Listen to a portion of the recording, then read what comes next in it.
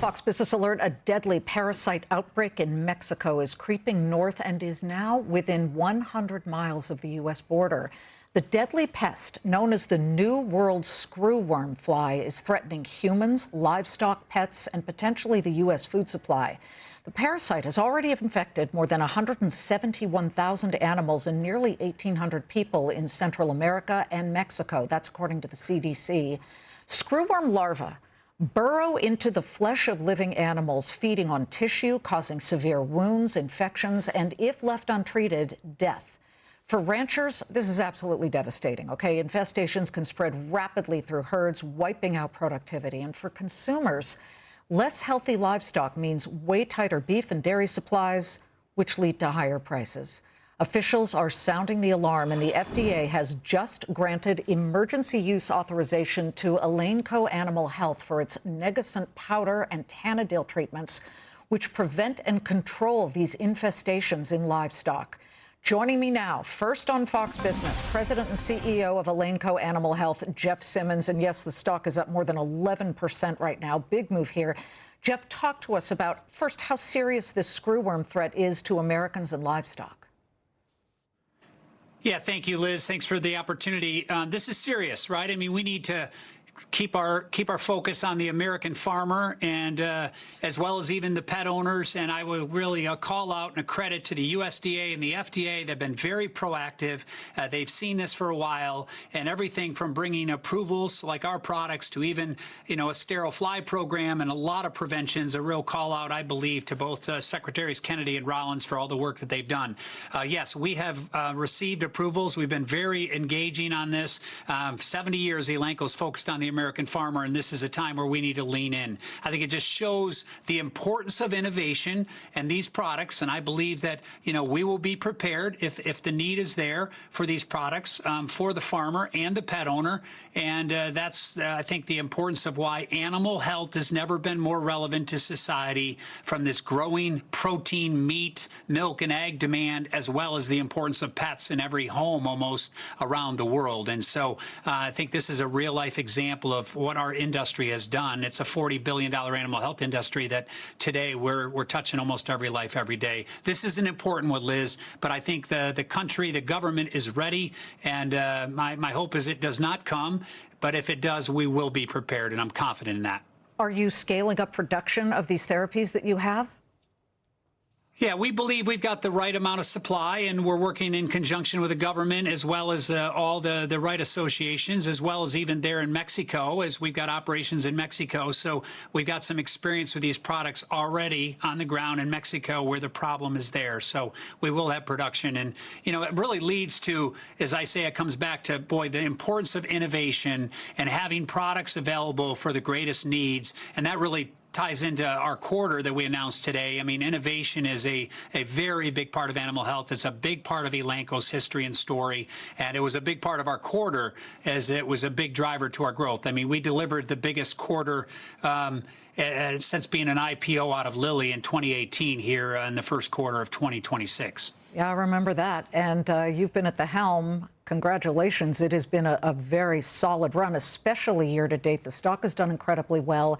Look, we don't want to profit off misery like the screwworm fly, but what kind of opportunity could this be for Elanco? At times like this, people rush to buy up supply, even if it's not here yet.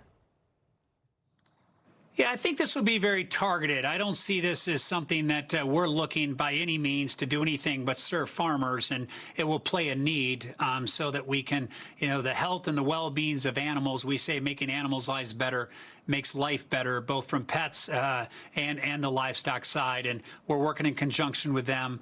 And again, I don't see this as something that we're putting in any of our guidance or anything. We will make sure we have plenty of supply. We will work closely with both Mexico and the U.S. And I have high confidence that we're taking all the right provisions at the government level as well as the company level to intervene. But as you've seen, even with the human side, emerging diseases are not something that's a sustainable business model. What it is just the right thing to do, and we will do the right thing. Oh, this is like What was that movie? The Hellstrom Chronicles. The Hellstrom Chronicles of the bugs taking over the world. Despite the threat to livestock and, of course, humans that we're talking about here, your largest revenue driver is for pet health. Are people still spending as much as they did, let's say, during COVID on these types of medications and things for their pets? Because we saw a huge groundswell during that time, and then it kind of trailed off, and then it started moving higher once again. Liz, it's a great question, and I just have to say I've been in this industry almost 4 decades, and I've never seen anything like it right now between the pet side and the protein side. The trends are resilient. This industry has grown for 30 consecutive years, pretty much, and even with challenges right now economically and with consumers, you know, what I'm seeing is the willingness to spend, the expectations of care on the pet side have never been greater, and we're seeing that. We're bringing record innovation. We just launched Credelio Quattro that also has been granted an emergency approval for your pets. If you have a problem and a concern about New World Screwworm, we have a clearance now with Credelio Quattro, but it's also got the fastest tick kill, and CDC is announcing that tick bites are up more than they ever have here in the month of April, and we saw a record over 40% of clinics today have Quattro, and that's growing nicely. But back to your point, they're rewarding innovation. The willingness to spend is there. The globalization right now, 70% of new puppies in the world are international, and you're seeing countries like China and Brazil that only have 2 out of 10 homes with a pet. That is escalating back up to where the U.S. is now, 7.5, 8 out of homes. So tremendous runway of growth on the pet side. And then, come on, step back and look at protein. 5 years ago, people were asking about, alternative proteins and meatless Mondays, and that has totally shifted with GLP use, driving protein up 30 to 50%, consumption on GLP users, the dietary guideline changes, the aging population. So the industry has never been more resilient, I think, and stronger than it is today. And it was the backdrop of results. Our base business grew today. Our innovation grew today. We're taking market share, and we're riding a market that's been growing last year, high single digits. Your market cap at the moment, and it's rising certainly today, is about $13 billion. Your competitor, Zoetis, is definitely bigger. That one is about $47.2 billion.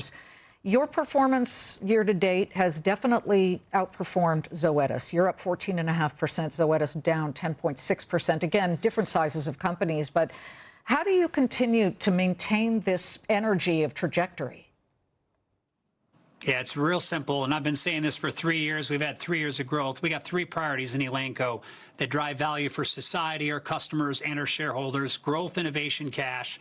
And this quarter delivered all of those, and we've been very consistent. So, Liz, high-quality growth. We got farm animal pet, 50-50, they grew. We had 8% volume. I mean, we're in a supply-side economy. We're creating value and driving demand.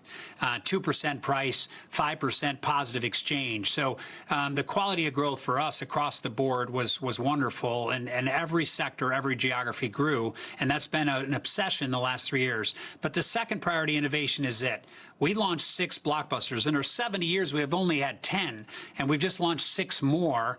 And these are in big markets: $1.5 billion parasiticides, $2 billion derm globally, a cattle market. We brought 2 big products into cattle. So big markets, big differentiated blockbuster assets. And lastly is cash. We're incenting all employees. We're driving cash. We've delevered almost 6 turns out of our debt, or 5 turns out of our debt. And we've got the strongest balance sheet we've had. And look, long-term, consistent flow of innovation will drive durable growth that will convert into cash and shareholder value.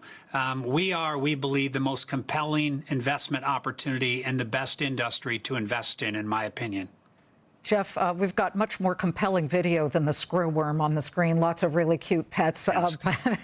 My dad, would you believe, I was 6 years old when he took me to see the Hellstrom Chronicles, which, by the way, is an apocalyptic horror film about humans battling insects. So it was way back in the 70s. Good to see you, and congratulations on the really solid numbers, Jeff. Thank you. Thank you, Liz.